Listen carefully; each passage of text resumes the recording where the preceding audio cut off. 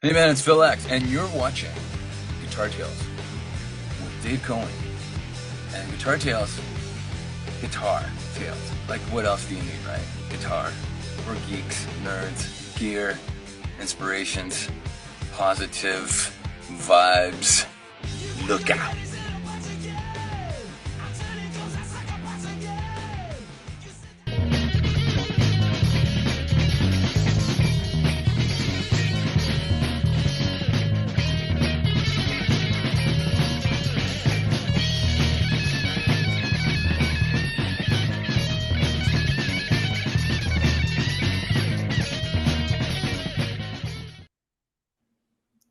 Geeks and nerds, if there's any area where I have street credibility, it is that. Thank you, Phil X. I am a geek and I am a nerd.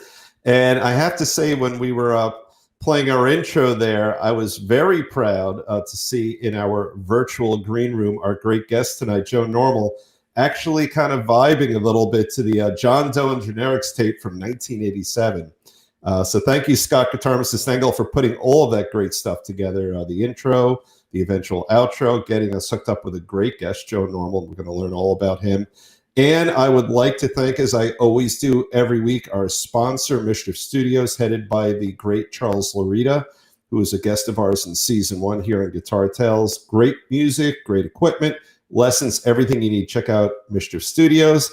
And without further ado, and with a second thanks to Scott for setting us up with him, New Jersey legend, Joe Normal, who is a fabulous musician, who has stories to tell about backstage at Van Halen, who has an album coming out, who is kind enough to be coming from the West Coast to chat with us. Joe Normal, thank you for joining us tonight.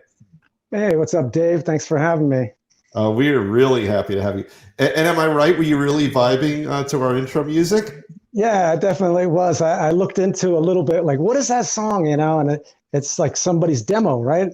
That was penned by me. Oh, look at Scotty's laughing. That song was penned by me, although our season 2 guest, Todd Yasui, claims to have co-written it with me. And on bass, here's a little trivia for you. Leonard Bernstein's nephew, Mike Bernstein, was our bass player. Oh, wow. So he's playing bass on it. It's just a little clip from that song that we recorded all the way back in 1987. Yeah, it sounds like, like most of our bands, we're just jamming and just kind of rocking out and, just want to grab the mic. Well, so far you gave me a proud Guitar Tales moment. So I appreciate it. Sure.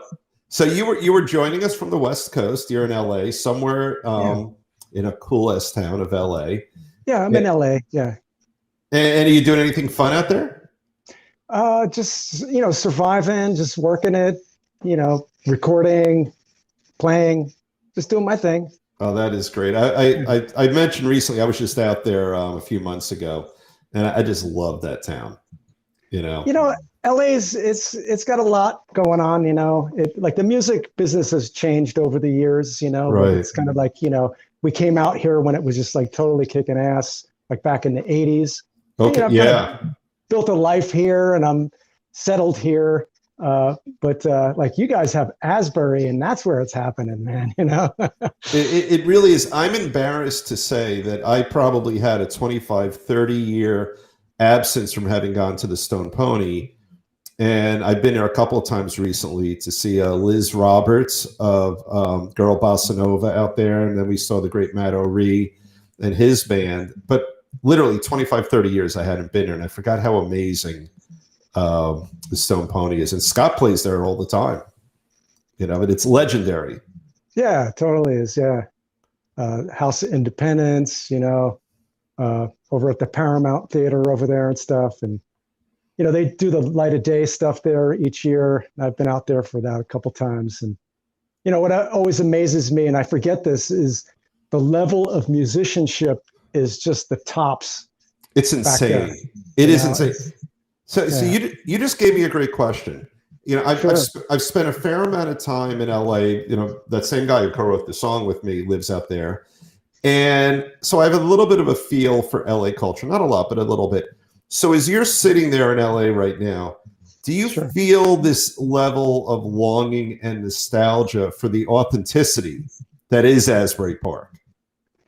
Yeah, definitely. You know, I think like LA is a film town, you know, it's very image Yeah, conscious, you know. right, So right. like LA, like when it comes to like music, everybody's thinking about their look first and their image and their, Yeah, you know, they use the word brand now, but it's yeah. just You got to it's brand image, yourself, right? you know. But Yeah, like it seems like back east, like it starts with the music and then you develop the rest of that, you know. And yeah, that I think that's what I miss is just, you know, finding people who look cool but can play really great too. And you know, yeah. it's not as common in LA. You know, you got a lot of No, great bands here, right. but you know, There is. I think everyone I've met in LA, and a fair amount of folks I've met there, who are transplants from the East Coast, they're all happy there, but yeah, they miss our grittiness. right, They miss our down to earthiness, which is not right, really a phrase, but there's something about it. And I'm saying all this hot off of I just listened to the whole Bruce autobiography on tape. yeah, And it really, you know, I grew up in Matawan, so I'm a Monmouth County boy originally.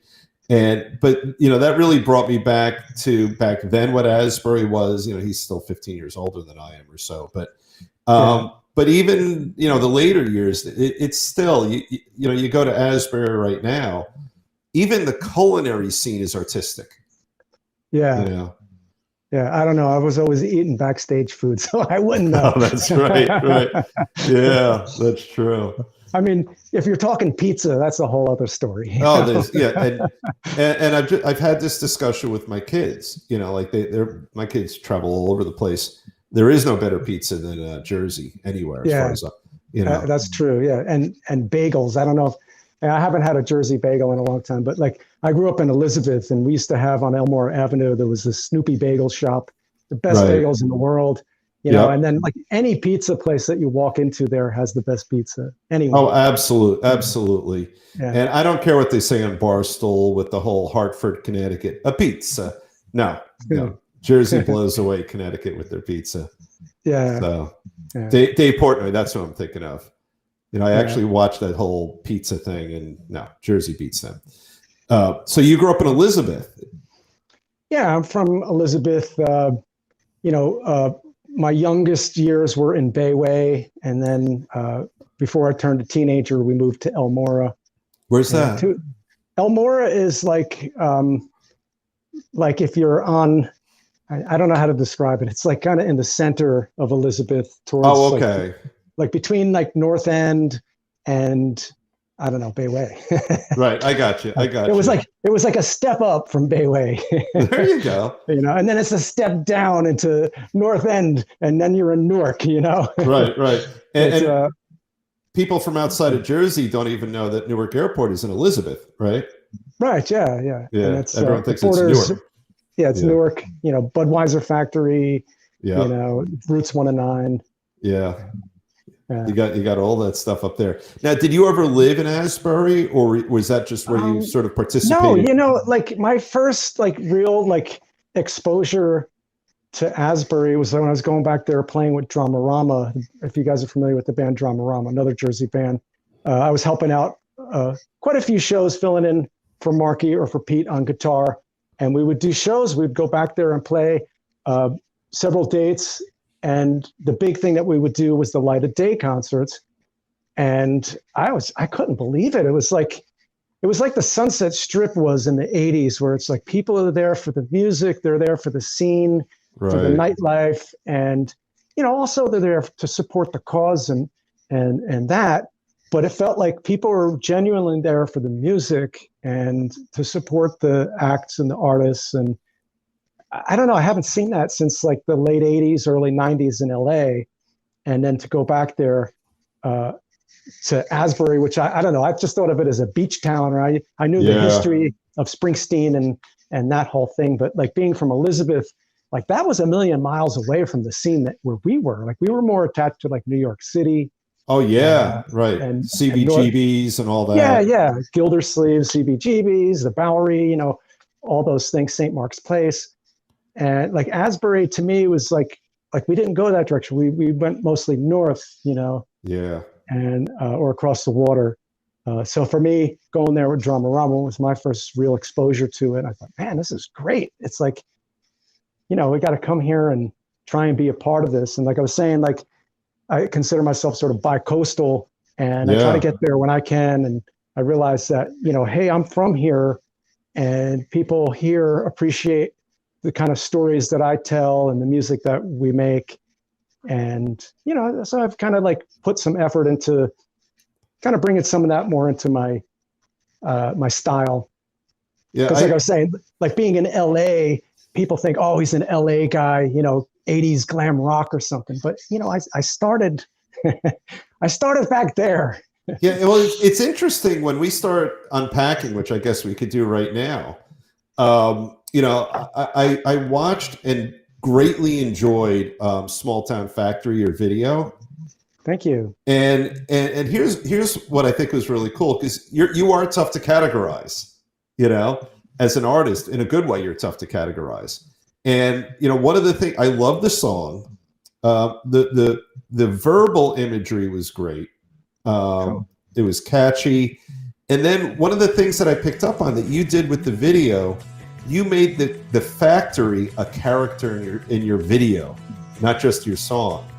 Yeah. And I thought the way that worked, and we'll put a link at some point in post so people can find your video, but it was really beautifully done. And I love the way you told your story, not just through the music, not just through your lyrics, but through showing us that character, that factory. And I thought that there was a gutturalness about it that did immediately make me think of Springsteen in his younger years, but not precisely. It's Joe Normal. It's right. Not, it was very cool. I appreciate what you have to say about the video. My dad worked in the factory. A lot of our dads worked in the factories. Our parents did. And for us growing up wanting to be musicians, and me personally seeing my father, who was like a trained tenor singer, he was just an amazing singer, that he had to sacrifice all that to work to support his family. So to us, the factory was like this place that we dreaded. It was like the final destination for our lives if we don't succeed in this thing that we want to do, So to me, the factory was this overwhelming presence, this hung over our town. In Elizabeth, we have the Singer Factory, which has been there for like 150 years. And it looks like a Willy Wonka factory or something. It does, yeah. So, like, to me, it has a lot of personality. It has a presence and a sort of character to it, and all the lives. Think about all the people over the years that walked in and out of there, and their stories and their sweat that is just like in the bricks there. Yeah, like, where does that go? Right. It's kind of haunting, and so like when I think of the factory, like that's how I sort of see it. I wanted to sort of encapsulate a little bit of that in the video. I think you did.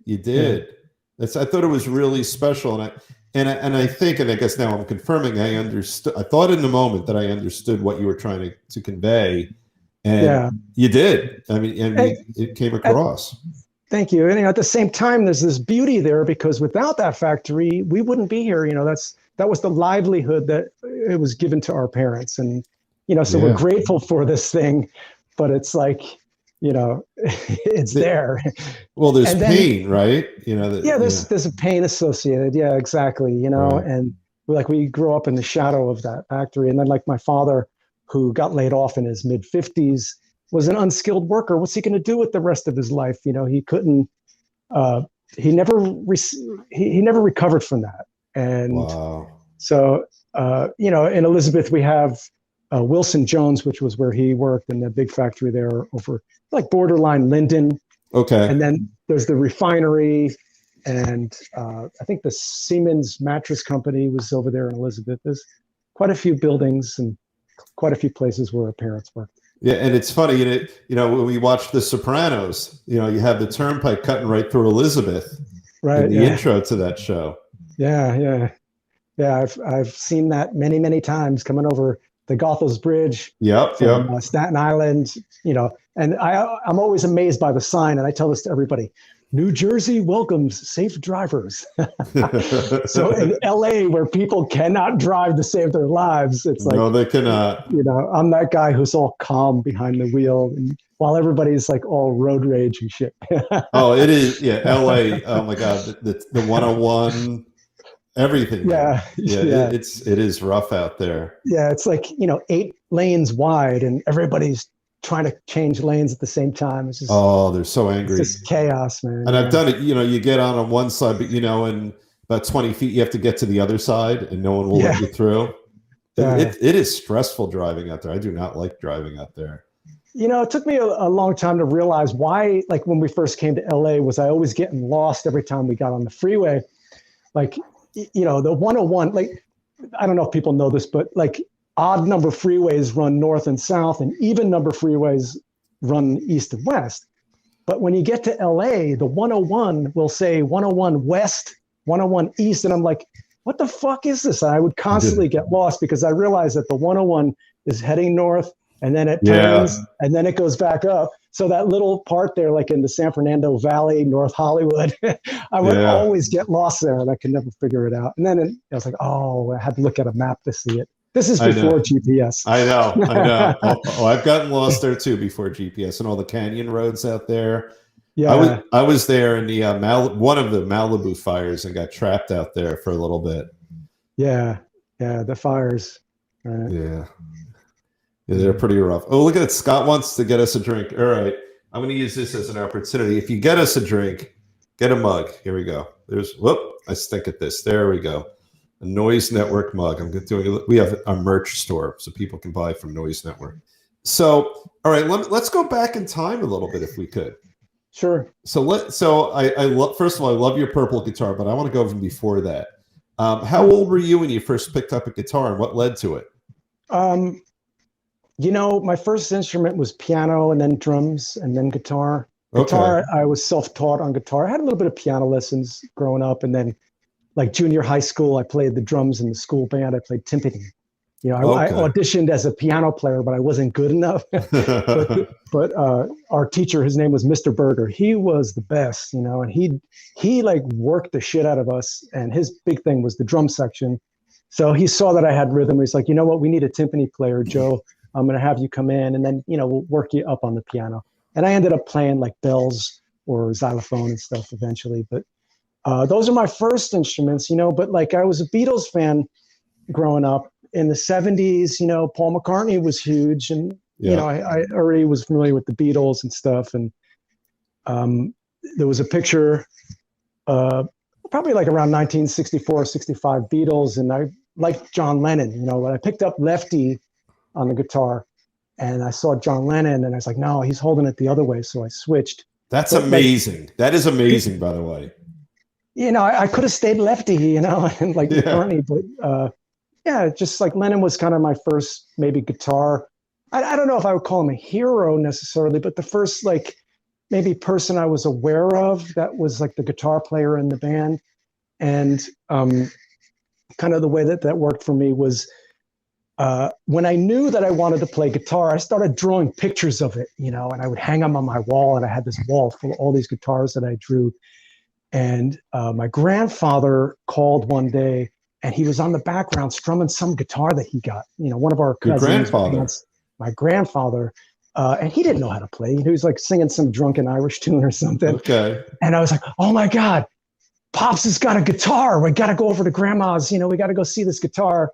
And then he died like a week later, and I remember just begging my grandmother, Grandma, can we have that guitar? It would really help us to grieve, kind of sprinkling it a little bit with sadness, but like I really wanted that guitar, So my grandfather's name was Joseph, so he was kind of my namesake, and they were always supportive of the music. And I can remember playing piano at the house, and my mom would have us play on the 4th of July. That was his birthday, and she would open the windows of the house while we would play piano so my grandfather could hear us, because he loved musicians. He was a bartender. That's beautiful. Okay. He worked at the Schuler's Tavern on Bayway Avenue in Elizabeth his whole life. Before that was Keating's Grill in Linden. But that was his life, was being there, supporting the musicians that would play and the patrons there. he was kind of like what they would call like the poor man's psychiatrist, you know. I love that. That's a beautiful memory for you, I would think. Yeah. Just think about him. Yeah. My grandfather, my namesake, Joseph, his guitar went to me. He spent his life working in a bar, and so did I, but from the other side of the counter. Yeah, that's right. And that's like when I made that connection a few years ago, and I thought, man, this is like such a beautiful story. I got to start writing this into my songs and kind of imparting that into the music. So that's kind of where guitar started for me. That was around when I was in junior high school. I was going to put another guitar out for you guys to see. It's an old Univox. My friend Paul, who I grew up with in Elizabeth, we walked like 5 miles to Rondo Music out in Union on Route 22 one year when we were like 9th graders, and he put his money in his shoe and he bought this guitar, and we used to learn songs on it. He gave it to me a few years ago as a gift, and I cherished that guitar. I played it on a few of my songs on the record and stuff too. Wow, that's a great. I'm going to stop you there. That is a beautiful story. And here you are, a little later in life, and that guitar that took you guys on a 5-mile walk with cash in a shoe, and then it ends up on an album. Yeah, it's sort of It's like the only sort of link that I have to those early days.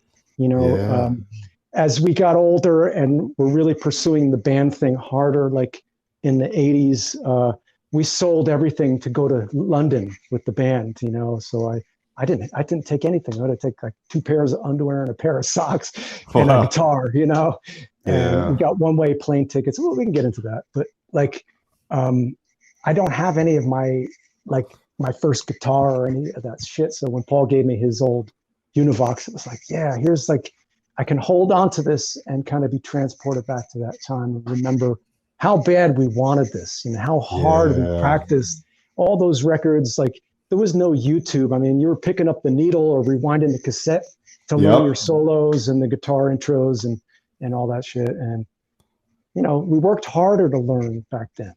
And I think, it was harder. I think that's like part of how you develop your style, because like you get to a certain point where you can't figure it out. So you got to make it up. And I think about all like the guitar heroes coming up in those days. They're all different because they all learn differently. And now like you just go on YouTube and, most likely you're going to probably see the same 5 guys teaching you, and everybody's learning the same thing from the same guy. And it's kind of, you lose a little bit of the individuality, I think. Yeah, it's funny. We've had this show for 4 years now, probably 60 shows under our belt. That insight of yours is the first time that's come up, and I think it's really interesting. I advertise that I'm crappy on guitar. I'm a mediocre guitar player. If you're being generous, I'm a little below that. But you got somebody like Phil X opening your show. I mean, everybody's mediocre. Yeah, he's pretty damn amazing. But I think if I want to learn a song, I can. It's so easily accessible that I can actually pick someone who has the easiest way to play that song that I want to learn. But you're making me remember back in the day what you said. You'd have a cassette, you'd listen. There's no video. You're not looking at anything. And I'm one of the legions of garage band guys who couldn't read music, so that didn't help. And then you sort of figure out a way to play it that it, for me, it was within my skill set. But for someone who's a little more advanced or a lot more advanced like you're figuring it out in a way that's consistent with your playing style and personality.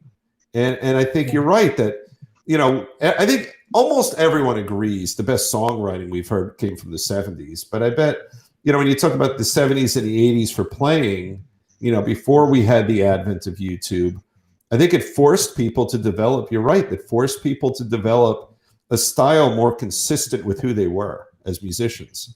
Yeah, like I would always figure out like the first, the intro to the solo, and then would get to a point where I would lose my patience trying to figure it out. So I'd fill in the rest with my own shit, and then I would end it the way the solo ended. You get like a song like Stairway to Heaven, da, da, da, da, and then the rest is Joe, and then da, da, da, da, at the end, That's right. But that's all I could do. I don't know. I couldn't like get it from my ear to figuring out how to put it in my fingers, so you would make it up, you had to envision it in some way that it would make sense to a listener, to yourself, the listener, and then to other listeners. Right. And by making yourself happy, you'll then be able to musically emote to make your audience happy. Yeah. And what I like about that, I'm just loving this because, we've talked about everything and this has never come up, is that you're learning to use the Stairway to Heaven example. And every guitar player learns it at varying levels of not professionalism, of ability.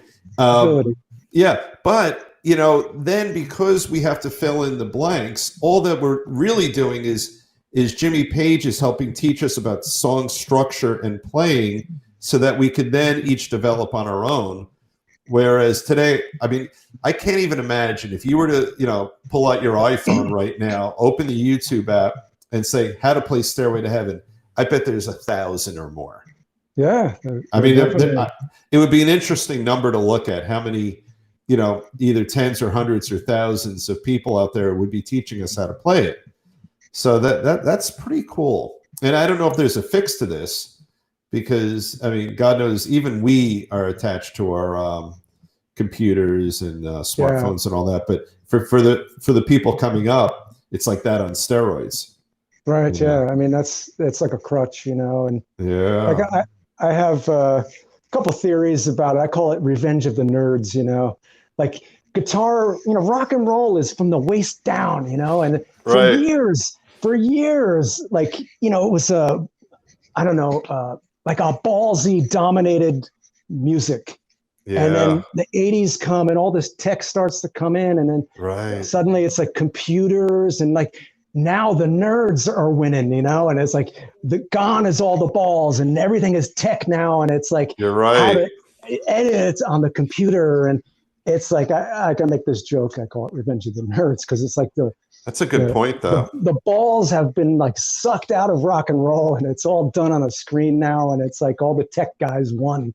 You guys won. You're right. We have something on our website. I know Scott chimed in on it. So we had a really cool show in, I think, season 2 or 3. We had a panel discussion and we had a great guy, Mooch, from Big Bang Baby on, and he told us a story. I went to a bar one night, a room down in Atlantic City. This is a true story. This is where I've had it. I was at the end of my rope with music. There was an 8-piece band on stage. Right. There was a keyboard player with 2 stacks of keyboards. There was 2 guitar players. There was 2 female singers. There was, of course, bass, drums, even a sax player. And I'm listening. They take a break, and I walk over to the keyboard player, and I say, "Excuse me, are you running samples?" He goes, "Yeah, we are." I'm like, "Why are you here?" Right. And he goes, "I don't understand what you mean." I'm like, "I know. That's why I'm asking you." I says, "Why are you running samples? You have a full 8-piece band here." He goes, "Well, it makes it full." I'm like, "Huh, all right, well, listen, have a great night. Here's $1." I put a single on his keyboard and I went, "I'm very sorry." So yeah, there's enough people there to cover it, I know. It's funny. Like I've seen something recently. I was out at a club and like I'm in a position now where I've been without a band for a while and I want to put something new together. So I've been going out to kind of get inspired, see other people. Sometimes you see other people and it pushes you to, I got this, But I saw these young kids and it was just 2 guys on stage and they had a laptop and they had like tracks and like the first response, I had that kind of response you're saying where it was like, what? They were using a computer on stage. Like I would never do that, but at the same time, like something clicked inside of me. And I said, they want to play bad enough that they would do that. And it kind of humbled me for a second. And I thought, I'm a guy who doesn't have a band right now. And I want to be on that stage. And here are these guys that want it so bad that they're willing to go up there without their drummer and keyboard player and have it on tracks so they could at least sound close to what they think they sound like, Right. So it was sort of like I could have looked at it both ways there, and I did for a second, but I sort of like I decided I wasn't going to like be judgmental in that moment because I'm a guy who doesn't have a band at the moment and I want one. Right. I've been playing with some other guys, but that's kind of interesting.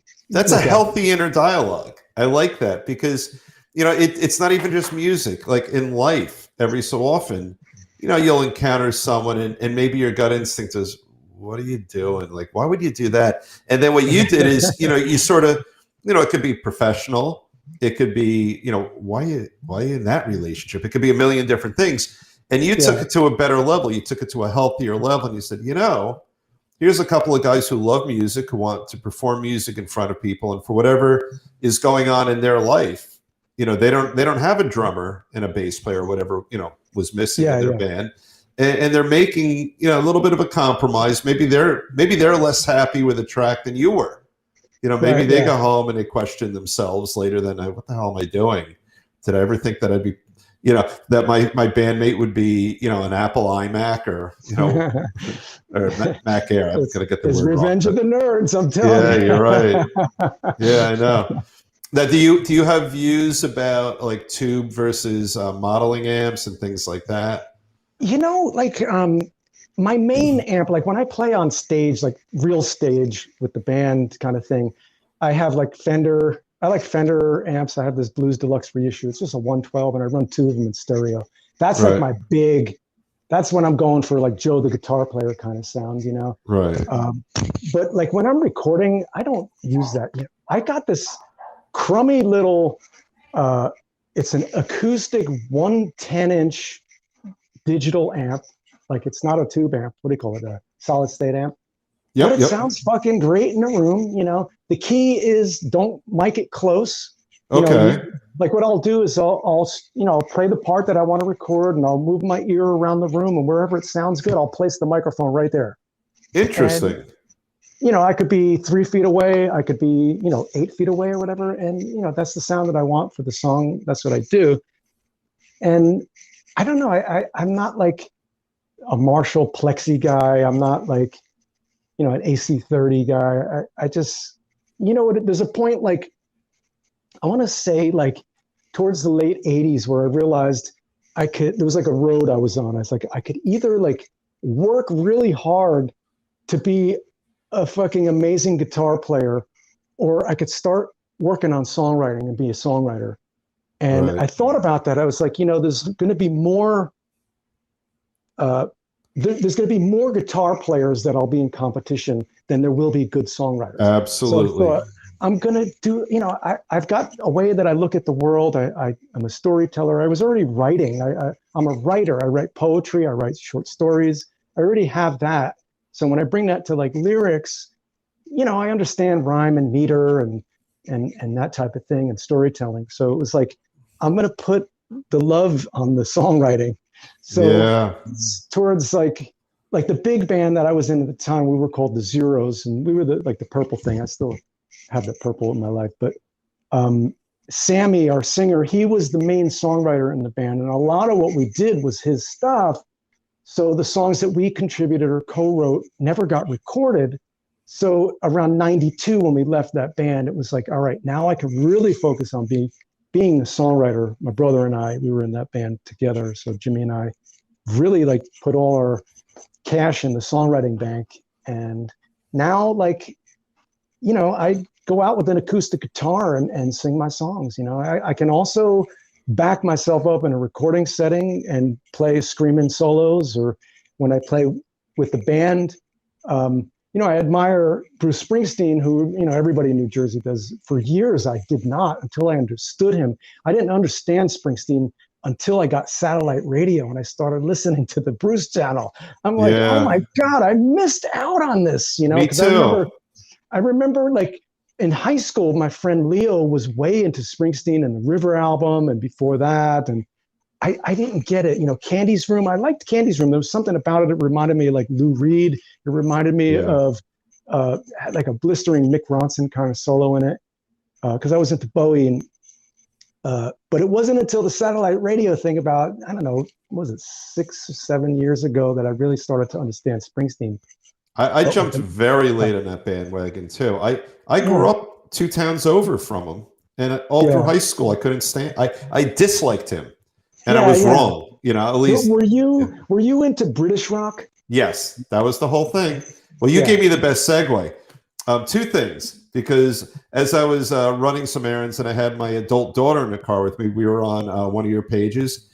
My daughter Hadley is brilliant and a great writer, and she said, "This guy is smart. He's a great writer." So I just wanted to share that with you. Thank you, Hadley. Thank you. And one of the things that that as she was reading out loud, she said quadrophenia. And we share that. That is my favorite album on the planet. Great movie, great story. Did you ever see the Billy Idol when he plays the bellboy in the live show?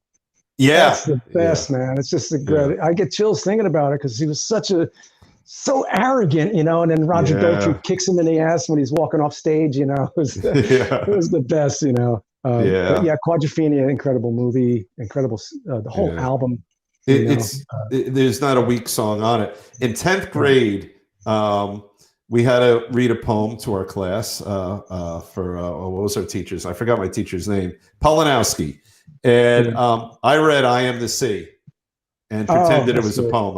I wasn't allowed to tell her it was a rock tune, so I just read "I Am the Sea." Or is it the beach? The beach is a place where a man can feel he's the only soul in the world that's real. Yeah, every time I walk on a beach, I hear those lyrics. So I play that song. I'll do that song in my live set when I play. Oh, really? Yeah. When the last time I was in England in 2018.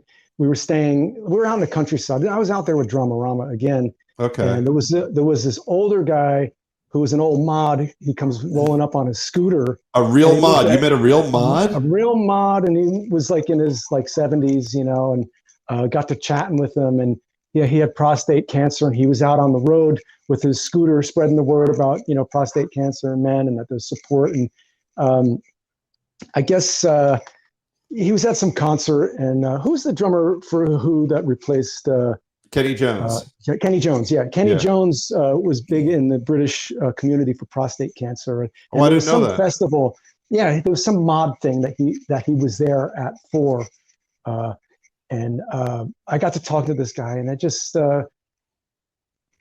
have such love for that whole mod thing. And I relate so much to British culture. I was there in the 80s. We lived there for about 6 or 8 months. Oh, wow. And I just really connect with that. I mean, my roots are English and Irish anyway. So it's like, there's a genetic thing that you tap into. Yeah, you'll have a connection to that. Yeah. And that album, the movie, it really painted such an interesting picture in the mods versus the rockers. Yeah. And remember how brilliant Sting was in that role? He was the king of the mods. Yeah. He was perfect for that role. Oh my God, he still is. I mean, he's a living mod, no doubt. Well, you've given me a whole bunch of great segues, and you just gave me one right now. So let's hear the story about what brought you to end up on the other side of the pond, as they say. The band I was in the 80s in New Jersey was called 000s.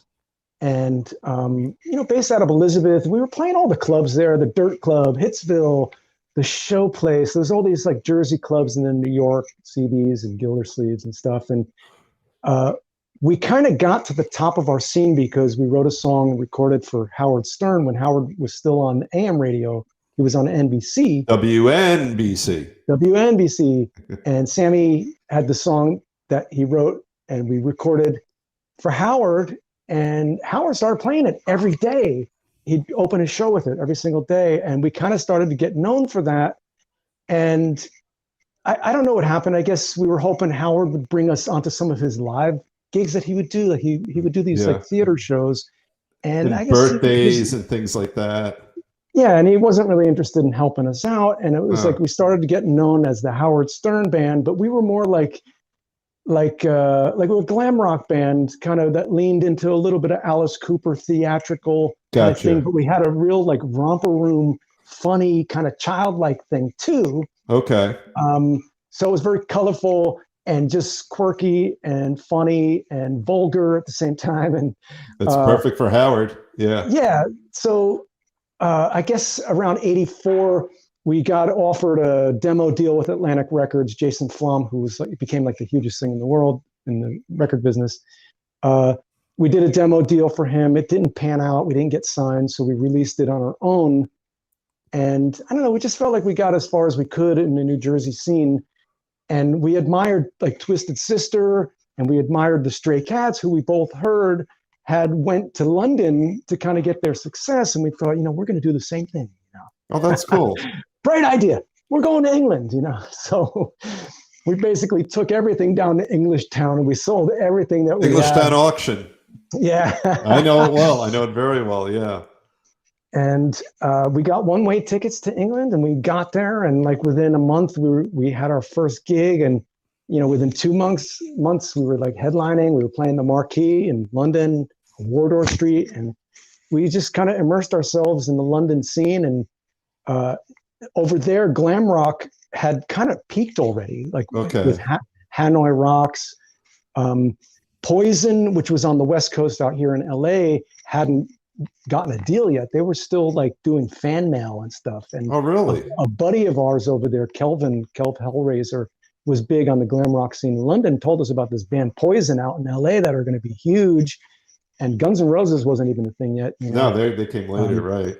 But like at a time where like genres were sort of melting together, there was glam rock, there was this sort of goth thing, and punk rock all intermingled with each other. Yes. And it was beautiful. I had like punk friends. We had, makeup and wild hair friends. And then you had like,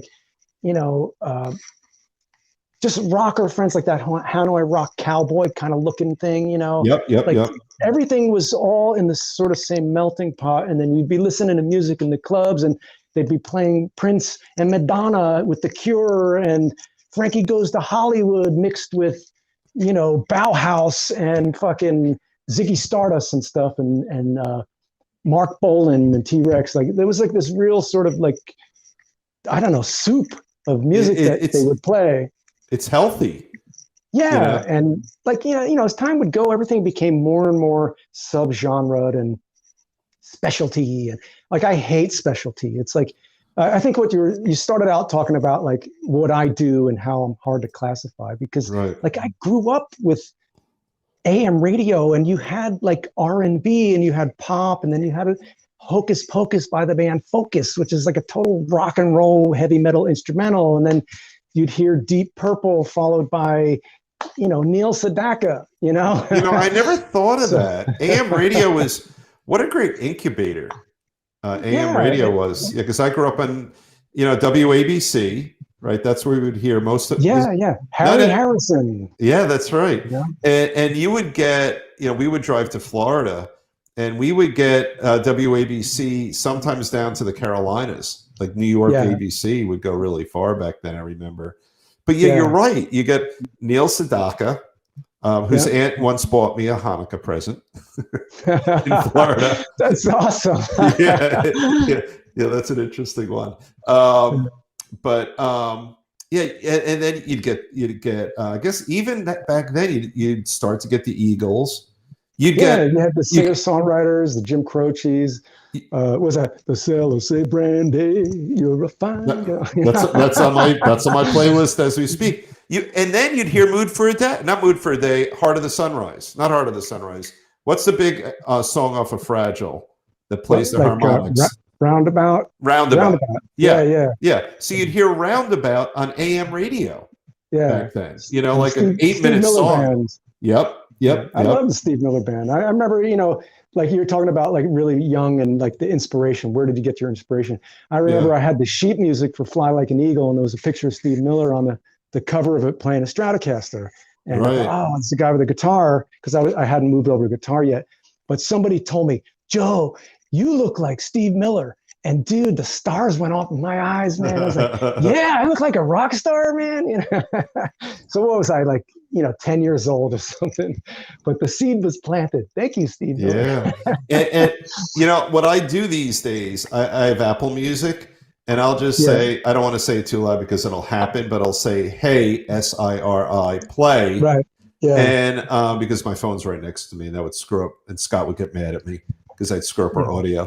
But I'll do a Steve Miller channel, and holy crap, when you move even outside of his popular stuff, Yeah. He's phenomenal. Like I've sort of Yeah. rediscovered, because I own 2 vinyl albums of his, the Fly Like an Eagle and whatever else I own.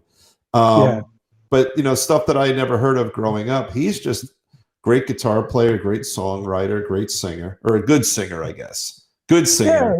Yeah. Good, He more had than his good enough. own.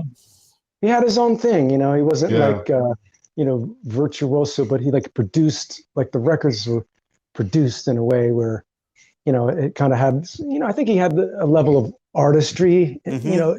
Yeah. Maybe looking back, they might call it pop rock or something, but to Yeah. us, it's just, or it's classic rock now, but it was like, it's cool shit, like it was thought about, it was thought out. And Yeah. the guitar sounds and the layering and the vocals and this, he would use synthesizer. And, Yeah, he made really intelligent use of synthesizers because he made his songs very pop friendly. yeah. Even though there's real rock and roll guitar underneath, I'm actually hearing some of the intros in my head right now to some of his songs. Because in between every song, you'd have this weird synth kind of either prelude or something. Yeah. And it wasn't like leaning into like I don't know, like prog rock or something. No, nowhere near it. Nowhere near it. It was just a sound. It was like using a violin or a flute or something, like what do we call it? An embellishment or whatever. Like what's that song? In the Wintertime. Remember that song? In the wintertime. And he had all these ethereal kind of noises going on. But I know we're supposed to be talking about guitars, but while we're on keyboards, like my favorite like keyboard stuff was Greg Hawkes from the Cars. I thought was an innovator, as well as Richard Wright from Pink Floyd. Those two guys were like the innovators in my book as far as piano. And what's interesting is two names that people don't know, right? Yeah. That's pretty cool. Excellent guitar bands too, like Elliot Easton from the Cars is like one of my top 5 guitar heroes. David Gilmour before him, Syd Barrett, incredible songwriter and artist. First 2 Pink Floyd albums are my favorite. Everybody knows Dark Side too, and oh my The God, Wall or whatever. And everyone you just mentioned, I think, is playing for the song and not for themselves. Yeah. I mean, there are great guitar players who play for themselves. I mean, look, we worship Eddie here on this show, but Eddie didn't always play just for the song. Eddie played a little, if we're going to call it for what it is, he also played for Eddie. He liked to show off a little bit. And that's partly why he's one of our heroes, because we all aspire, to that. But like in the Cars, none of those leads are playing for anything other than the song. Yeah, it's like a little mini pocket song within the song, the solo starts and it takes you on a journey and it wraps you up at the end and leaves you off sailing into the chorus or whatever comes next. And clean and tidy. Yeah. It's just like a little song within the song. And then his choice of guitar, like the tones he would use, the effects that he would use, everything was just perfect for the music. And so like modern at the same time, but at the same time so classic. When you think about like My Best Friend's Girl, I think the first 2 Cars songs I heard was My Best Friend's Girl and from the first album. But like Best Friend's Girl was like a rockabilly song, and like that's awesome, man. Like, here's like the biggest new wave band in the world, and they're playing like rock and roll. You're right, and Scott's chiming in. We could look at our screen over there. Neil Giraldo, same exact thing. He is. I mean, he could do as good a solo as anyone anywhere. But he had like a ferocity, like he had like a real passion in his playing. Yeah, and those Pat Benatar records are just like smoking solos, man. We did. I had to play rhythm because I can't do anything. We played Heartbreaker in one of my bands. Yeah, and Hit Me With Your Best Shot. But he played for the song, and God knows he's someone you could hear even in that he could do. He could do this sort of show-offy stuff, but he would play for the song. And you know who else I saw in your bio? You're an Elvis Costello guy. Oh yeah, the Armed Forces album was where I really got into him when that came out. I remember, back in those days, like this is high school, and my family were kind of working class. We didn't really have a lot of money, and I didn't get allowance like most kids did and stuff. So like I would get money for lunch. I would get like 35 cents a day for lunch money. Right. And this is 1978 or 79. And I would save my lunch money. I wouldn't eat lunch, and I would save up enough money to buy an album every like 3 weeks or whatever it was. And I wouldn't just buy an album for a song. I would have to know there were more than one good song on the album. So Armed Forces came out. There was Oliver's Army. Accidents Will Happen. And I heard Green Shirt was on that album. I heard like 4 songs from that record, and I thought, all right, it's time to buy this album. So like that was my introduction to Elvis Costello and the Attractions. It's not just Elvis Costello; it was his band too. The bass playing is the best bass playing since Paul McCartney. You know? And the drums with it, like their rhythm section, and his collaboration with Nick Lowe. You know, like he knew which songs to take and what to do with them when Nick Lowe would write a good song. You know? That whole album, it was great. And then from there, kind of going backwards, and the second album had like Pump It Up. And I think Radio was on that too. I kind of went backwards to that, and you could hear like the difference in the production. By the time he got to the Armed Forces album, it was like really, really produced. And like the overall, like they must have had a better budget, or the production was upped. His later, just high end, you know, the musicianship, the sound quality. I think he found what his voice needed to be, you know, because what a unique, interesting, controlled, emotive voice, you know, that he has. And you know, and I'm gonna thrust another segue upon us. So we're talking about production, talking about albums, and all of that. You have an album coming out called Public Works. So I want to talk a little bit about that. Yeah, my album Public Works is out now. What is it? 12 songs, I think. But it's basically about the influences of growing up in the Northeast. It's sort of working class life in the Northeast. There's some themes that run through it, a couple topics in there. You know, it's self-produced. I did it myself. I began kind of during the pandemic when there was no band stuff happening. I released a few singles at that time, which ended up becoming part of this album. And I just kept going until I had a complete album, and I thought, what am I going to call it? And I always like, you know, having the name Joe Normal, I think just sort of signifies sort of like the every person. And I like, I used to go by Hutchworks, because my last name is Hutchinson. And the idea of music as a body of work.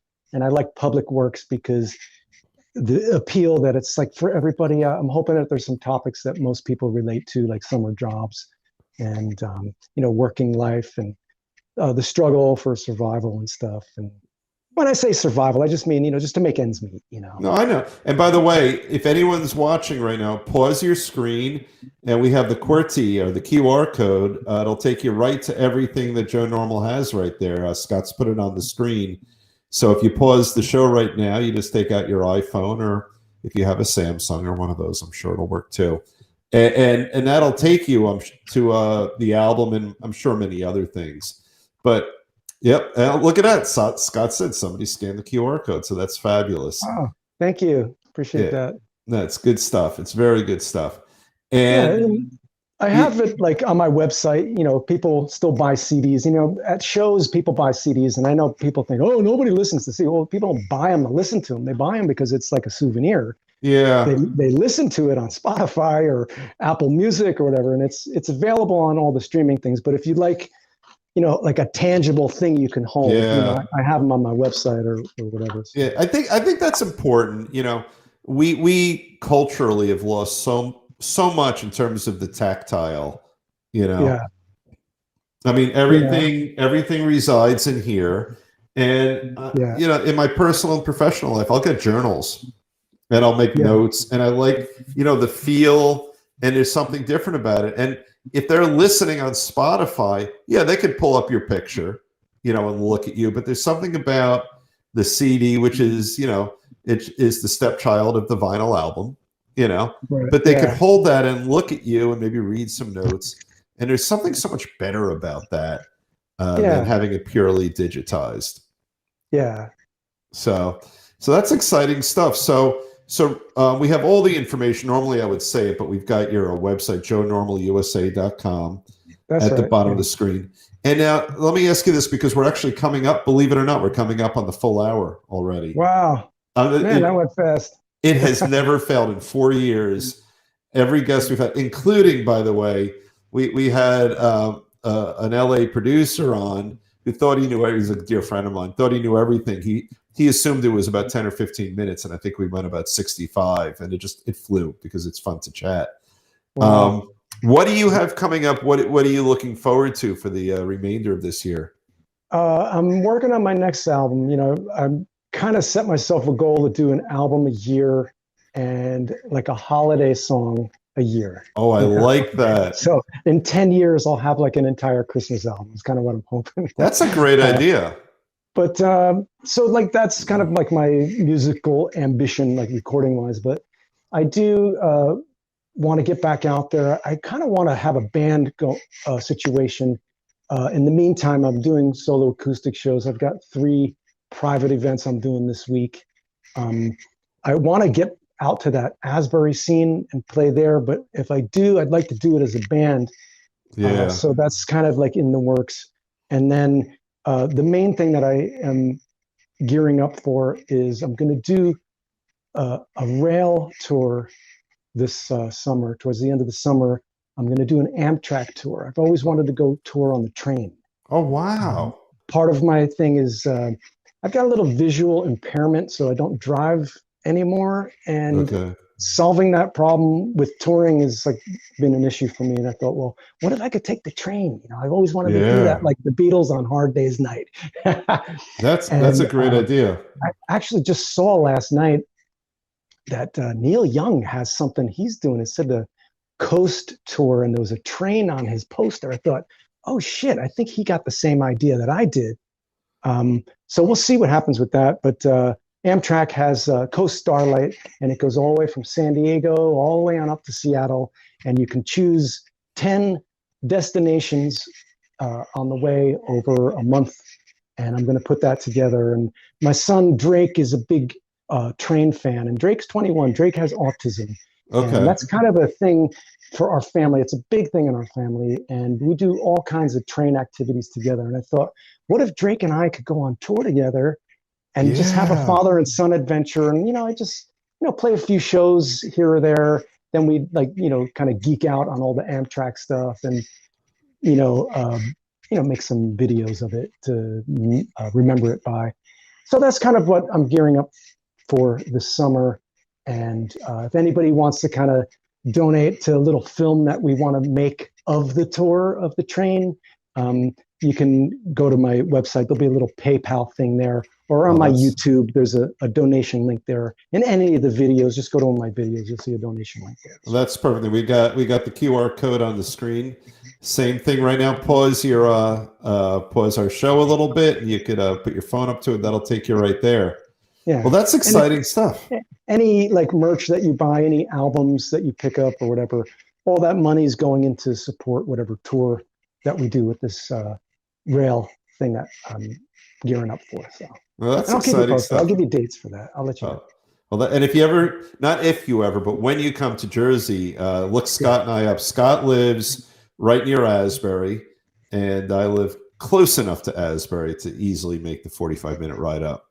So we'd love to hang out with you and watch you guys play. We have to go get one of these. Everybody, don't forget the mug, okay? Oh yeah, that's right. Here you go. I'll give you it. Here's our merch. Yeah. We have all sorts of merch. There. I'm really bad at that. Noise Network. We have lots of merch. But thank you so much. Buy us a beer, buy us a coffee today if you're watching. That's right. That's right. You have like a link or something where people can do that to support the channel, right? There we go. Scott's putting it up right now. Buy us a drink. That's right. Yeah. Well, Joe, this has been great. I knew it because we were chatting maybe 10 or 15 minutes, not even 10, 5 or 10 minutes before we started taping. And I knew the show would just fly right by. Oh, that's cool. So we do truly appreciate your coming by and doing the show with us. Thank you. Just real quick, I just want to say, I kind of been looking at some of the shows to get a feel for what you do, and You had Todd Yasui on, Yep. who I know because I was in a band with my buddy Anthony Slow Motorcade, and Todd came down and actually auditioned as a singer. Oh my God, that's great. Then, I know that, but not you. I knew he auditioned as a singer. yeah, like I was helping Anthony out too, you know, and he came down to kind of help out. But and then Dan Neary was on one of your shows, and his dad, Ricky Neary, is from Elizabeth, and Ricky was a bass player when I was growing up that we used to look up to in our neighborhood, and he had made these like light boxes, and this is like in the 70s, and I guess he worked like with electricity or something, made these light boxes. And one day they were out on the curb and he was throwing them out. And I don't know if he just like quit playing bass in a band or whatever. And I saw him and I asked him, "Hey, Ricky, are you throwing these out? Can we have these for our band?" And he was like, "Sure, Joe. Yeah, you can have it." Oh, that's and, great. You know, and then I see Dan on your show and he's like a blazing, blistering guitar player now He too. is. And that's his son. And it's just kind of like, you know, all the puzzle pieces are starting to fit together, you know, good old New Jersey. Oh, that is great. Those are some great connections. Really great. Yeah. And by the way, Todd, the song you were vibing to, Todd's Yeah. on drums on that song. Oh, I didn't know that. That's so wild. Yeah, because we were in a band together in college. I didn't realize that. Okay. John Doe and the Generics, featuring Michael Bernstein, was our band. So that Yeah. we bring it full circle. That's so wild. How cool is that? Oh, that is great. That is a wonderful small world thing. Why do I have a feeling this will be a real? Yeah. Scott's nodding. Yeah. Oh, I'm so glad you brought those things up. That's fantastic. You put a big smile on my face. Cool. So, Joe, thank you so much for joining us. It's been a ton of fun. Yeah. Thank you so much, Dave. I appreciate it. And thank you, Scott, too. Oh, absolutely. So, everyone at Guitar Tales, thank you for joining us again. Check out Joe Normal's page. Subscribe to anything he does, please, on his YouTube page, on any other pages he has. And while you're at it, hop to our page, subscribe. This way you can find out about all the cool shows we have coming up. And I want to thank again my friend of 40 plus years, Scott Guitarmist Engel, who is our publicist, our booker, our producer, and a million other things. He is absolutely wonderful. So thank you so much. Have a good night, everyone.